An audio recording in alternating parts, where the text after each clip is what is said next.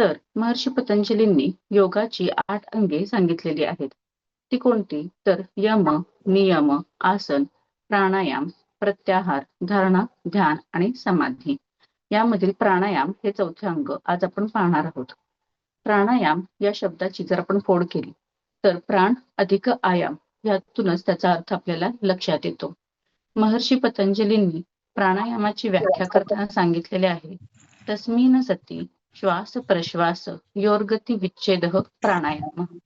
म्हणजे आसनामध्ये स्थिर झाल्यानंतर जो श्वास आणि प्रश्वास यांचा गतीचा आपण प्रयत्नपूर्वक विच्छेद करतो, म्हणजे श्वास घ्यायचाही नाही आणि सोडायचाही नाही, म्हणजे कुंभक ही अवस्था म्हणजेच प्राणायाम होय.